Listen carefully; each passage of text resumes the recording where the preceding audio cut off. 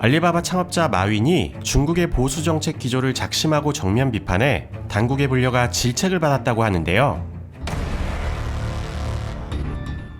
마윈은 지난달 24일 상하이에 열린 와이탄 금융 서밋 연설에서 중국 금융당국이 담보가 있어야 대출해주는 전당포 영업에서 벗어나지 못하고 있다. 기차역을 관리하는 방식으로 공항을 관리할 수 없듯 과거 방식으로 미래를 관리해 나갈 수 없다라며 당국이 지나치게 보수적인 감독 정책을 취하고 있다고 중국 정부를 정면 비판해 큰 파장을 불러일으켰습니다. 특히 이 자리에는 왕치산 국가부주석, 이강인민은행장 등 중국의 국가급 지도자와 금융 최고위 당국자들이 대거 참석했었는데요. 정치적으로 매우 민감한 장소에서 마윈이 전통 금융업의 안일한 영업 형태와 유연하지 못한 금융감독 시스템을 전당포에 비유하며 대담한 발언을 했다는 평가가 나왔습니다. 하지만 그 발언 때문이었을까요? 지난 2일 마윈 회장과 엔투그룹 이사장, 후샤오밍 총재가 인민은행, 중국은행 보험감독회, 중국증감회, 국가외환관리국에 소환됐습니다. 정부기관이 관할기관 혹은 기업 책임자를 불러 이야기를 나누는 외탄이 이루어졌는데요. 외탄을 했다는 것은 사실상 정부로부터 질타를 받았다는 의미로 해석됩니다. 이날 4개 기관은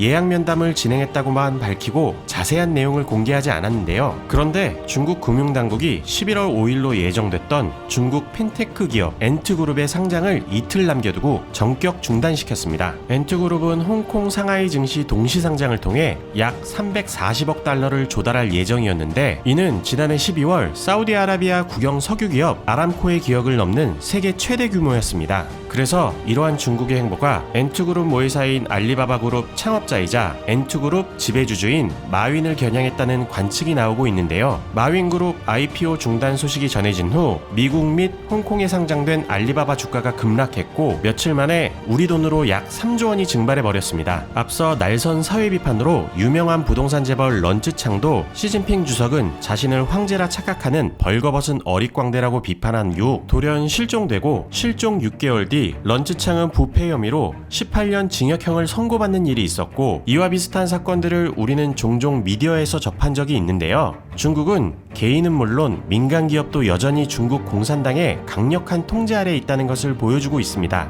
중국의 4개 기관이 마윈을 소환했다는 소식이 알려지자 중국의 젊은 층들이 들끓고 있다고 하는데요. 이들은 웨이보 등 소셜미디어에서 잘못된 것도 없는데 왜 소환하나, 중국이 마윈을 품기엔 그릇이 너무 작다라면서 중국 당국을 비판하는 글들이 올라오고 있는데 이런 글을 남기는 중국 젊은이들의 안위를 걱정해야 되는 상황입니다. 마윈의 작심 발언에 후폭풍 초래를 두고 당이 모든 것에 우선하는 중국에선 중국 최고의 기업가로 꼽히는 마윈도 자기 목소리를 낼 수 없다는 게 중국 당국이 언제든 휘두를 수 있는 규제 몽둥이를 들고 있음을 각인시켜준 게 아닐까요? 지금까지 상암동 투비였습니다.